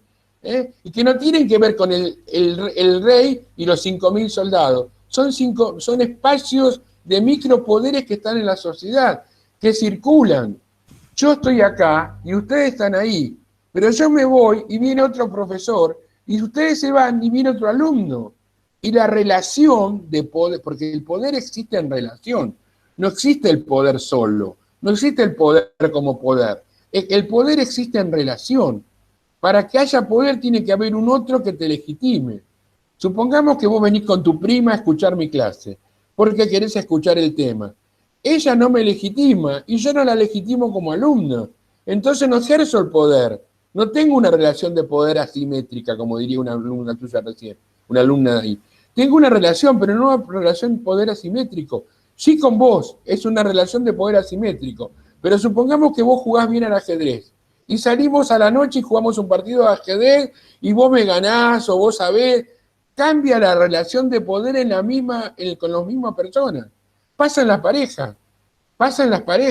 Las relaciones son asimétricas, pero van cambiando de acuerdo a un momento histórico, de acuerdo al momento viviendo. ¿Qué sé yo? A ver, somos grandes, pero supongamos que una relación de pareja, el hombre ejerce una relación asimétrica, pero en ciertos momentos, en ciertas circunstancias, en ciertas historias, y la que maneja el poder es la mujer. La relación se transforma en asimétrica. ¿Se entiende? Me entienden lo que estoy hablando, ¿no? Bueno, y esas son las relaciones de poder.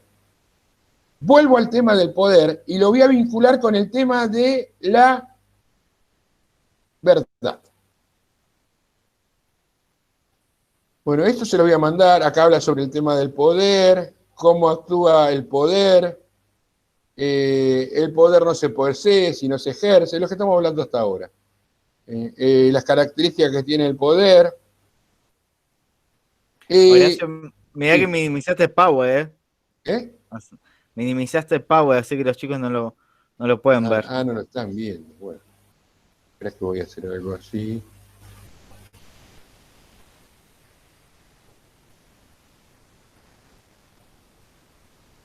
Bueno, mientras tanto les pregunto, ¿qué relación se les ocurre que hay entre verdad, discurso y poder?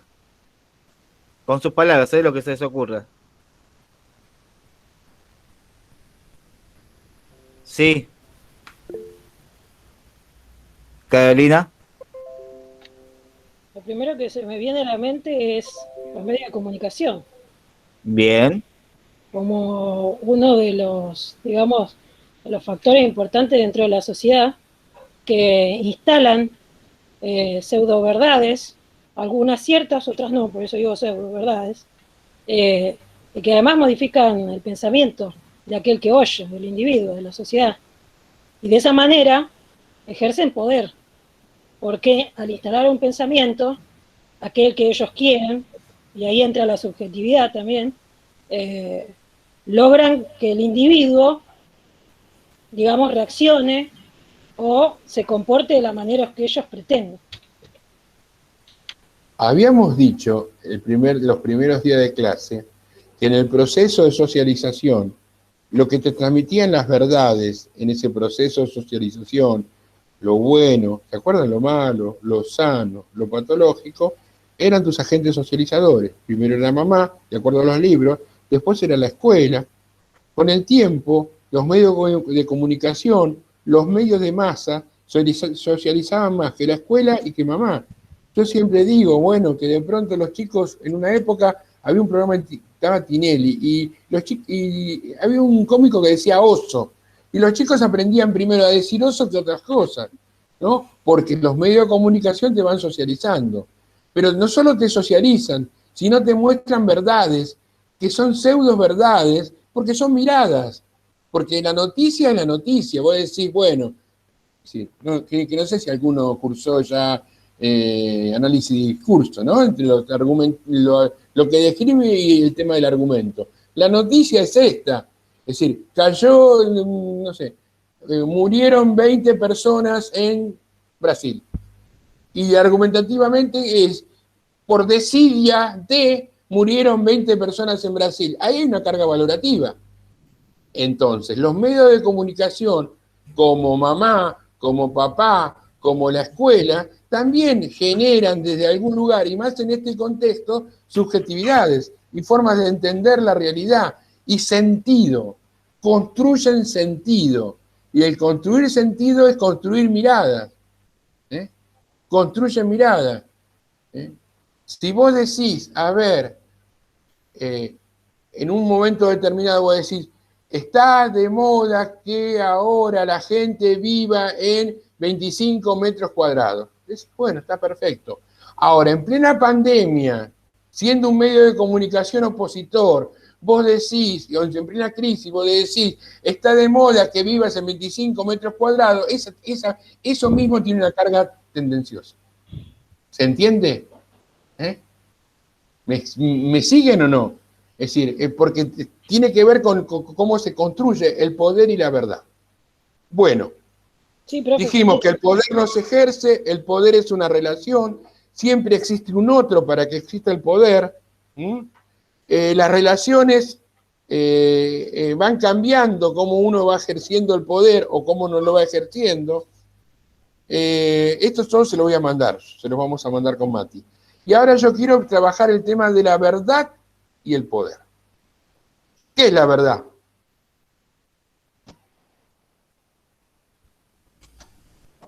¿Qué es la verdad, chicuelos? También algo subjetivo, ¿no, profe? Me parece. Sí, pero antes de entrar a sociología, que les hace la cabeza y demás, la materia, ¿para qué estudio sociología? Si yo estaba tan bien, tan tranquilo y demás, estos me perturban, toda esa historia. Bueno, para vos, ¿qué era la verdad? ¿Qué es la verdad? La verdad es lo que se da como cierto, incuestionable. Bien. Lo que se da como cierto y incuestionable. Bien. Nosotros, más allá de la religión, decimos que las cosas son incuestionables porque nada es natural, todo es construido, todo tiene una forma de entender la realidad. Lo que consideraba infidelidad hace 50 años es distinto a lo que se considera ahora. Lo que era cuestionado, qué sé yo, no sé, la forma de vincularse los jóvenes entre sí es distinto a lo que consideran ahora. Es decir, las cosas van cambiando. Es verdad. Sí, a ver, los cristianos eran comidos por los leones. Bueno, porque tenía que ver con ese contexto histórico. Las mujeres eran quemadas porque eran brujas. ¿Eran brujas o querían participar? Una mujer que estudie, ¿para qué vas a estudiar si te vas a casar? Y las que estudiaban, viste, eran juzgadas tal vez en otro momento. Es decir, los cambios se van generando y las cosas que son verdades se van transformando en relativas porque tiene que ver con la mirada. Ahora, yo no traje los dibujitos, pero acuérdense de esa persona que miraba el 6 y miraba el 9. Miraban dos realidades distintas, ¿no? O cuando ustedes discuten con sus parejas o con sus novios, tienen miradas distintas, pero no tiene que ver con que una verdad y la otra no sea verdad. Logra imponerse un discurso y ese discurso se instala como verdad, pero lo que se instaló es el discurso. De pronto vos discutís y decís, bueno, la causa de todos los problemas argentinos es la inflación. Y otros dicen, la causa de todos los problemas argentinos es la distribución de la riqueza. ¿Cuál es la verdad? Y de acuerdo al lugar donde te pares, a ver la economía, a ver la sociedad, tu cuestión ideológica. Ahora, la que logra imponerse en el sentido común se transforma en verdad. Entonces yo termino creyendo, repitiendo A o B. Como cuando yo les contaba a ustedes que hacíamos la fiesta de Jardín de Infantes en Salita del 5, que con una hija se disfrazaba de Carabela y la otra hija de Indiecito que luchaba contra la colonización y la evangelización. Son dos miradas distintas, ¿cuál es la verdad? Bueno, entonces, en este contexto, la verdad está vinculada con el poder. Escuchen, el que tiene el poder construye verdades, construye discursos de verdad. El que tiene el poder construye discursos de verdad. Nena, no salgas con esa ropa como pareces una loca, dice papá y mamá en un momento determinado. Tienen el poder y construyen discursos de verdad. Y sí, puede ser. Me tocaron en el colectivo y bueno, algo habrás hecho. Y sí, debe ser que estoy mal vestida. Bueno, el que tiene el poder construye el discurso de verdad. La Tierra no es el centro del universo, dice Galileo. Callate o vas a la hoguera. Tengo el poder, construyo el discurso de verdad. Entonces lo tuyo no existe. Estás haciendo blasfemia contra Dios y olvídate de las matemáticas. Desdecite. El que tiene el poder construye discursos de verdad. ¿Cuántos ejemplos hay? El que tiene el poder construye discursos de verdad. El poder está vinculado a la construcción de verdad. De verdad como discurso. De verdad como vos querés ir al cine y tu marido quiere ir al cine y vos querés quedarte en tu casa porque tu hija está enferma y discuten. Cada uno tiene un discurso. Van al cine, se impuso un discurso. Se quedan en su casa, se impuso otro, pero en última instancia no tiene que ver con la verdad. Tiene que ver con los discursos. El que tiene el poder genera, construye discursos de verdades. De hecho, el profe les habló sobre la generación del 80 hace un rato y si saben un poco de historia o si recuerdan, durante la formación del Estado argentino hubo dos discursos de verdades, la mirada rosista contra la mirada metodista. Y por mucho tiempo se impuso la mirada metodista porque la generación del 80 tenían ese pensamiento. Y así a lo largo de la historia argentina como en el mundo. Y esto no es una posición que nosotros tomemos, sino es un ejemplo. Y así con cualquier ejemplo que ustedes quieran. Por ejemplo, yo puedo discutir horas con el profesor Horacio y plantear que Messi es mejor que Riquelme. Y él va a decir lo contrario. Y eso va a ser desde la mirada que tiene cada uno. Vamos a comparar a Messi con el más grande de todos los jugadores del mundo, Riquelme. ¿Ven? Loco. ¿Ven? Ahora, pero podemos discutir de política, a ver, el tema es, uno puede discutir y puede discutir desde un criterio de verdad, que es la pareja, que es la familia, que es la universidad, que es el fútbol, podés discutir, está bien. Pero también esos criterios de verdad están asentados en formaciones, en creencias. A mí Riquelme en el 2007 me hizo vivir mucha felicidad. Messi nunca pasó un 6 o un 2 de América Latina. Bueno, es mi criterio. Prefiero a Maradona y no a Messi. Los chicos jóvenes, mi hijo, prefieren a Messi y no a Maradona. Tiene que ver con las prácticas, con las subjetividades, con lo que vivieron. Hay chicas que dicen, no, pero en última instancia Maradona fue esto, y Messi es un señorito. Bueno, cada uno habla de algún lugar determinado. ¿Se entiende? Y eso llévenlo a la cuestión social, y a la cuestión política. Yo tengo mi ideología, tengo mis valores, tengo mi creencia, trato de ser lo más objetivo posible, pero estoy atravesado por una forma de ver el mundo, por la edad que tengo, por donde nací, por lo que viví, por donde pasé, por donde sufrí, y bueno, tengo una forma de ver el mundo. Otros tienen otra forma de ver el mundo, porque vienen de otra forma, vienen de otros criterios, vienen de otros momentos. Los chicos más jóvenes son más frescos, la gente más grande viene atravesada por otras cuestiones. Bueno, y eso es la subjetividad. Y esa subjetividad se vincula con lo que es la verdad. La verdad, cuando te dice alguno, esta es la verdad, de algún medio de comunicación. Sí, para vos. Esta es la verdad, pero para vos. Y se argumenta, la argumenta y demás, pero es toda una escuela que tiene esa verdad. ¿Entiendes? Así que la relación entre el que tiene el poder, piensen algo, el que tiene el poder construye discurso de verdad. El que tiene el poder construye el discurso de verdad. Yo lo veo como, podría ser, no sé, pongamos un candidato que sería lo más común, un candidato a una elección X, y ese candidato a través del discurso, con las técnicas que tiene el discurso de poder convencer, persuadir a otro, convencerme a mí de su verdad, porque yo puedo decir que lo que él dice no es cierto, de acuerdo a mi formación, ¿no es cierto? Hay una película que pasan antes en discurso, no sé si la seguían pasando, pero la recomiendo, que es del discurso del rey, y habla del rey de Inglaterra. Si pueden mirarla porque es muy interesante para entender estos conceptos. Claro. Lástima que yo no tengo, traje un montón de memes, ¿no? Que te mostraban que era verdad, que una mujer que no atendía a un hombre no era mujer. Y hay boleros, la mujer que al amor no se asoma no merece llamarse mujer, ¿viste? Entonces, claro, y tiene que cuidar al hombre, y tiene que hacer esto, y tiene que... Bueno, y se instala como verdad, porque trabaja sobre qué, sobre tus conductas, sobre tu subjetividad, y si no lo haces te sentís culpable, ¿eh? Después las generaciones van cambiando y se van enfrentando. Yo siempre digo, si 5 mujeres van viviendo en una familia, la primera remó con dulce de leche, la última hace la plancha. ¿Por qué? Porque ya fue adecuando a los integrantes de esa familia a ciertas cuestiones que van cambiando. Entonces, el poder y la verdad están relacionados. El poder y el discurso. El que tiene el poder construye el discurso de verdad. Desde Cíteles, el ejemplo claro, no sé si ustedes leyeron Planolandia, ¿se acuerdan? Planolandia, ¿qué decía? No, que no leímos Planolandia. No leí este año Planolandia. Bueno, es decir, el discurso es, a ver, yo tengo una forma de ver la realidad, miro la realidad, esta es la realidad, esto es lo que hay que aplicar, esta es la verdad. Pero cambiemos ahora, el que maneja el discurso de verdad tiene el poder.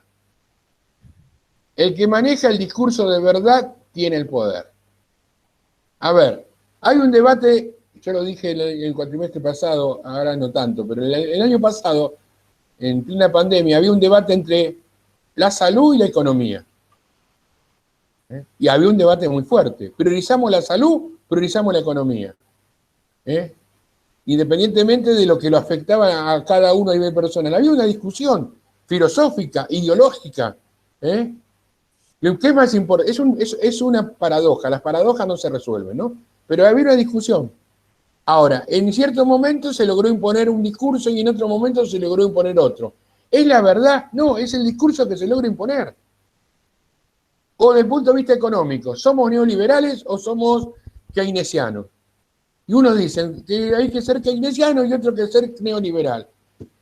Unos dicen que crecemos si generamos riqueza y otros dicen crecemos si distribuimos riqueza. ¿Qué estamos hablando? De discursos, y esos discursos construyen mirada. Ahora, en un momento se logra imponer uno o se logra imponer otro. Entonces, el que tiene el poder construye verdades, y el que maneja el discurso tiene el poder. Yo puedo estar diciendo cualquier verdura, chicos. Yo tengo el poder. ¿El poder de qué? De tomar asistencia y ponerle nota. Y ustedes se tienen que vincular, porque como es una relación, se vinculan conmigo para aprobar la materia. Ahora, Carolina vino con la amiga y la amiga no tiene nada, ningún acuerdo con nosotros, no es de la 1, quiere escuchar nada más o está haciendo tiempo para salir con ella, o no se puede salir, bueno, para jugar a la canasta con ella, y en última instancia no hay ninguna relación de poder. Y como no hay relación, no hay ninguna relación asimétrica, entonces no hay una legitimidad. Entonces repasamos, el poder es una relación, siempre tiene que haber un otro, es asimétrico porque en cierto momento uno tiene más poder que otro, pero puede ir cambiando en esa misma relación afectiva o en esa misma relación. El poder construye discursos y construye verdades, Y el que maneja el discurso, el que maneja la verdad, tiene el poder. El que maneja la verdad tiene el poder. ¿Me siguen o no? Espectacular, profe. Sí, Vamos profe. a retomar la clase que viene esto, cuando encuentre mi power, que me siento medio desnudo sin el power, así que, claro, porque lo tengo todo armadito ahí. Y vamos a trabajar, que son las 37. ¿A qué hora empezamos, Matías? A las 8, a las 6:10, 6:04 más o menos. Bueno, vamos a seguir 10 minutos más. Yo para no... A ver, el poder no se posee, se ejerce. El poder es una relación. Todo ejercemos y todo lo padecemos, ¿no? Todos ejercemos el poder. Desde el momento en que el chofer no para en la estación, en el momento en que, no sé, que tomás una decisión con respecto, es ejercer relaciones de poder. Ahora, los contextos históricos van determinando las relaciones de poder. Te pongo un ejemplo que a mí me pasó cuando yo era chico. Yo viví la época del proceso militar, iba a la universidad. Mi viejo, en ese momento, había 3 canales de televisión, 4, se comía mirando televisión. Yo no estaba porque iba a la facultad y había una propaganda en pleno proceso militar que decía: ¿usted sabe dónde está su hijo hasta ahora? Y había un tipo barbudo repartiendo un panfleto de un libro de Marx a unos chicos que entraban en la facultad. A mi viejo en época de desapariciones. Y desaparecían universitarios. A mi viejo le entraba un crunchy tremendo. Me revisaba la agenda, se cuidaba, me preguntaba dónde estaba y demás. Y no porque sea amigo de Videla, sino porque iba reproduciendo ciertas cuestiones que tienen que ver con el poder. ¿Se entiende? Otros tipos decían en la radio: está prohibida tal canción de Mercedes Sosa. Y directamente el otro la prohibía toda. ¿Por qué? Para no pasar. Porque tenía que ver cómo el poder se va ejerciendo en pequeños espacios. Hay una película que se llama, creo que se llama Los chicos de la guerra, algo por el estilo, donde el preceptor de un colegio es totalmente autoritario. Y porque reproducía el modelo que se estaba viviendo en ese momento. Es como la nena pegándole a la muñeca. Entonces, el poder, los micropoderes entran en todos lados. El micropoder, lo importante es cómo se ejerce ese micropoder. Ya sabemos que hay un poder de clase dominante, hay un poder del Estado. Bueno, ¿cómo se ejercen los pequeños y los micropoderes, diría Foucault? Entonces, hay relaciones en donde ejercemos el poder, hay relaciones donde lo padecemos, incluso en la misma relación podemos ejercerlo y padecerlo. Las 50 sombras de Grey se llaman, ¿no? Quiero tomar acá lo que dice María, para que no quede contradictorio, porque ella plantea que el poder lo tiene Corte Suprema porque permiten que Bullrich quede entrar más Malvinas. Eso es más que nada un discurso que muchos seguramente no consideramos, pero no es que ahí es la Corte Suprema. Quizás podés tomar el ejemplo de la Corte Suprema con el dilema de las clases presenciales o virtuales en relación a lo que dispuso el gobierno nacional y a lo que dispuso el gobierno de la ciudad de Buenos Aires. Entonces ahí sí es donde actúa el poder de la Corte Suprema. No sé. Creo que esto no quede confuso. Yo lo que diría Foucault, ¿no? Foucault dice que cuando está hablando del tema del poder, no está hablando del Estado ni de las grandes instituciones, porque eso hablaría Weber y Marx. Él habla de los micropoderes. Cuando vean el videito se van a dar cuenta cómo influye el micropoder, cómo juegan los micros y los pequeños poderes cotidianos. El poder que tiene el tipo que no te deja entrar al boliche es discrecional, le gustás o no, pero sí, está bien, lo pusieron ahí por algo, pero él ejerce un micropoder. Y tal vez en la casa es un pollerudo, y el que ejerce el poder sobre ella es la mujer. Y hay pequeños espacios de poder que van más allá del poder económico, el poder judicial, el poder... Porque eso ya sabemos, todo el mundo estudió cómo influyen los grandes medios, la justicia, los gobiernos, lo macro en el poder. Pero lo bueno de Foucault es que se dedicó a lo micro, a los pequeños espacios de poder. a los pequeños, acá dice, a la trama de poder microscópico, ¿no? Eso es interesante poder entenderlo. Y por último, esto que estamos hablando están en dos textos. Uno se llama La verdad y las formas jurídicas, que ustedes, si quieren leerlo, que lo pueden leer y demás. Y otro tiene que ver sobre la relación entre el poder y la verdad, cómo se construye el poder en la relación del poder y la verdad. Entonces, repasemos. La historia es una historia de la presión, una historia de cómo se desenvolvió el hombre. Al principio existía ojo por ojo, diente por diente. Después surgió la teoría de el disciplinamiento de enderezar conductas, de buscar lo normal, de diferenciarlo de lo anormal, de generar personas encausadas, cuerpos dóciles para poder trabajar. Ya se trabajaba sobre los cuerpos y se trabajaba fundamentalmente sobre la psiquis. Esto se relaciona con el momento histórico que se estaba viviendo, que tiene que ver con el surgimiento del capitalismo. Esto ocurre a través de todo este tiempo, esta cuestión de disciplinamiento, que ha habido una cuestión de disciplinamiento. Ahora Foucault, es decir, los autores, él murió en el 85, 86, los autores que escriben los últimos años superan a Foucault y dice que ahora no existe el disciplinamiento y el castigo desde el poder, sino que el poder no está afuera, el poder está dentro. Es decir, no es que que a mí me controla algo que está afuera con el gran hermano. Yo mismo le doy elementos al poder para que me controle. Yo mismo me meto en Facebook. Yo mismo, antes, por ejemplo, a ver, yo trabajaba en ventas. Entonces, cuando trabajaba en ventas... Aquí. Esos son los perros de mi casa, perdónenme. No, no hay problema.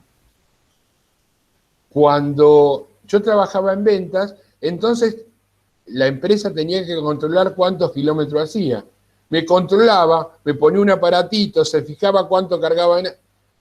Es desde afuera. Hoy no hace falta que sea desde afuera. En mi celular, ellos pueden darse cuenta dónde estoy, qué estoy haciendo, qué no estoy haciendo. Es decir, como hoy por hoy, el poder no está afuera, yo me autoexploto. Un bar decía, la clase dominante explota. Hoy no hay clase dominante que explote, yo me autoexploto. Porque para ser feliz, tengo que trabajar mucho. Para ser feliz, es decir, como te muestran que hay que consumir, que hay que ser feliz, que hay que... cuando yo más inserto en los medios, en internet, en Facebook, en las redes sociales, información, más saben de mí, más me conocen a mí. Yo me gustó un buzo de una casa el otro día blanco. Ahora me llegaron 25 lugares distintos que venden un buzo blanco. Y así como conocen que puse sobre el buzo blanco, conocen qué cosas me gustan comer, qué cosas me gustan tomar, en qué redes estoy, con qué me vinculo, qué palabras, se llama algoritmo. En eso es una forma de ejercer el poder. Y el poder está ahí. Y yo pienso que soy libre, y somos los sujetos más sujetados que existen. Porque no es el poder del rey que te está mirando, no es el poder del panóptico que está afuera, es como que el panóptico estuviera dentro. Nosotros ponemos los datos para que el sistema nos controle. Nosotros ponemos los datos para que, en última instancia, creamos que somos libres y no somos libres. Somos sujetos sujetados a un montón de redes sociales que de pronto saben millones de cosas de nosotros. Y al saber millones de cosas de nosotros nos orientan, nos dicen qué cosas hacer, qué cosas no hacer, qué cosas nos gustaría, qué cosas no. Y los que manejan esto pueden hasta, así como te mandan un buzo de color, 10 buzos de color blanco, te pueden orientar hasta las cuestiones ideológicas y demás. Trump ganó así en su momento, ¿no? Es decir, con el tema de las redes. Y en Egipto hubo una revolución de los jóvenes hace 10 años con el tema de las redes. Es decir, como que esto también tiene que ver con cómo influye hoy por hoy, que Foucault no lo logró ver. Por eso lo vamos a ver en la próxima clase, que hablemos sobre la cuarta revolución industrial, el desarrollo tecnológico de la cuarta revolución industrial, cómo hoy por hoy los grandes cambios que se fueron generando producen un cambio de subjetividad. Y esto es antes de la pandemia. 3 meses antes de la pandemia, 4, yo di un taller y le tenía que explicar a la gente en la facultad, le tenía que explicar a la gente que venía que era una impresora 3D. Y yo tuve que estudiar que era una impresora 3D. Y les explicaba. Y esto viene ahora, con el tema de la pandemia, que en la mayoría de las escuelas se hacían barbijos y demás con impresora de 3D. Hoy por hoy está todo, ya todo el mundo sabe que es una impresora 3D. ¿Y para qué sirve? Entonces, los cambios tecnológicos vinculados con los cambios laborales cambian subjetividades. Yo estoy mirando la pared de mi casa y no los veo a ustedes me están mirando a mí o no, y yo no sé si están o no están, y si están y están prestando atención, están pensando este tipo cuando acaba de una vez, o qué interesante lo que dice, cambió la forma de vincularnos, y cuando volvamos, vamos a volver a algo parecido, pero a algo totalmente distinto. Y bueno, y esto tiene que ver con los cambios acelerados que se van generando. Y ustedes estudian administración, y bueno, ¿qué va a pasar con las organizaciones? ¿Qué va a pasar con las instituciones? ¿Qué va a pasar con el jefe? ¿Qué va a pasar con el liderazgo? ¿Qué va a pasar con el reloj que hay que marcar? ¿Hay que seguir marcando el reloj o no se marca más el reloj? ¿Qué es más importante? ¿Que yo produzca en la estación de servicio en el acceso este o que esté hasta las 5 de la tarde tomando mate para marcar tarjeta? Tiene que cambiar las subjetividades, tiene que cambiar las relaciones, tiene que cambiar las miradas. ¿Cuántas profesiones se están creando todavía y no sabemos qué van a trabajar los chicos de 17, 18 años dentro de 10 años con todo lo nuevo que está surgiendo? Por eso ustedes que estudian administración tienen una cuestión muy importante para poder entender cómo viene el mundo y qué cosas vienen y qué cosas no. Y se llama algo que también vamos a trabajar que tiene que ver con lo VICA, volátil, incierto, complejo y ambiguo. Lo que viene es esto. ¿Estamos capacitados para lo ambiguo, para lo complejo, para la incertidumbre? ¿Estamos capacitados para esto? ¿Estamos capacitados para que de pronto esté todo en internet? Entonces no hace falta buscar en la biblioteca, está todo. Pero lo que tenemos que hacer es procesar la información. ¿Sabemos procesar la información? Bueno, todo esto es el desafío que van a tener ustedes y como van a ser licenciados en administración, van a tener que trabajar con organizaciones que van a tener que cambiar, porque diría en el video que vimos el primer día de clase, con la ficha, el que no cambie se extingue. ¿Se entiende? Exacto. Bueno, sí, ahora lo dejo en manos de Matías. Vas a hacer una ficha más vos, Mato, no sé cómo va a ser. Sí. No, en principio comentarles que en un rato lo vamos a estar subiendo 3 videos. Uno que tiene que ver con modernidad líquida y modernidad sólida, que no llegamos a dar en la unidad 1.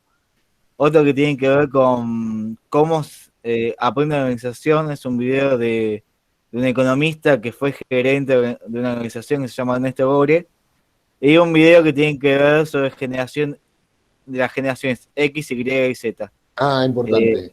Sí. Son 3 temas que están vinculados y están vinculados también con el tema de la clase que viene. Así es importante que también puedan ver esos videos, además de los videos de Educatina. Y traten de ver los videos, después consultan, porque les va a servir para el examen, para el trabajo final, el segundo trabajo, y para el examen final. Nosotros no preguntamos nada de lo que nos hayamos dado, pero es importante, al ver videos, uno anota, trata de entender, trata de ver, ¿viste? Y se la clarifican bastante las cosas. Bueno, chicos, les mando un abrazo, nos vemos el martes que viene, y bueno. No se va. No se vayan, no, los chicos que no se vayan. Siguen con Mati, pero yo hasta acá llegué. Perfecto, profesor. Gracias. Buenas noches. Chao, profe. Chao, profe. Chao, profe, gracias. Bueno, chicos, igual conmigo van a seguir un ratito más. No es mucho más lo que les voy a decir, pero es en un segundo trabajo evaluativo. Que tienen que ver, ahí les leo. Un segundo. Ahí les leo la consigna, que igual si entran en campus lo pueden ver. La consigna dice así: teniendo en cuenta los siguientes conceptos desarrollados en la cátedra, como por ejemplo, vida cotidiana, conciencia de clases, hecho social, organización formal, relaciones de poder, entre otros. Esto es un ejemplo de conceptos que podrían tomar para hacer trabajo. No significa que sí o sí tienen que tomar estos conceptos, ¿sí? Desarrolle mediante un ejemplo cómo gestionar una organización en contexto de pandemia, es decir, en contexto de incertidumbre. Tomamos la pandemia como ejemplo porque la pandemia, el desarrollo de la pandemia, que ya este es el segundo año que estamos en confinamiento, podemos diferenciar entre distanciamiento y aislamiento, pero más allá de eso, ya es el segundo año que nos toca vivir esta realidad. La idea es que elijan una organización y digan, bueno, está esta organización X, puede ser un club de barrio, o sea, fomento, el kiosco de la esquina, o sea, una organización que exista y ustedes puedan decir cómo cómo gestionarían esa organización en contexto de pandemia, en contextos inciertos, sustentándolo desde el punto de vista teórico, con las herramientas teóricas que le venimos dando hasta ahora. Y lógicamente, solamente vamos a usar más conceptos de la unidad 3 y la unidad 4, que es son las unidades que más hablan de las organizaciones, pero pueden utilizar, si quieren, conceptos de la unidad 1 como construcción de la subjetividad, la unidad 2 como el concepto de anomia, por ejemplo. O no, pueden no utilizar ningún concepto de la unidad 1 ni ningún concepto de la unidad 2. Pero sí es importante que utilicen conceptos de la unidad 2 y la unidad 4. ¿Sí? Tienen 2 semanas, el 15 de junio tienen que entregarlo, hasta las 22 horas tienen tiempo. Si por alguna eventualidad te dan una prórroga, solamente tenemos 2 horas más de prórroga por las cuestiones tecnológicas, somos conscientes de eso y tenemos consideración en ese sentido, pero bueno, no sé si hay alguna duda hasta acá. No, por ahora ninguna. Bueno, la clase de hoy en estos días la vamos a estar subiendo y también le vamos a subir un video explicativo de cómo hacer el trabajo. Se vamos a subir solamente el viernes, le vamos a estar subiendo ese video, ¿sí? Como para que tengan una referencia más. Igual cualquier duda nos consultan, no hay problema. Perfecto, profesor. Bueno, si no hay más dudas, en un rato les subimos los otros videos que les dije recién y nos vemos el martes que viene a la misma hora. Bárbaro, gracias Mati. Bárbaro, Vale, buenas Mati, noches. gracias. Buenas noches a Chao. todos. Gracias, Chao, Mati. Mati. Hasta luego. Chao, hasta Buena semana. Buenas noches.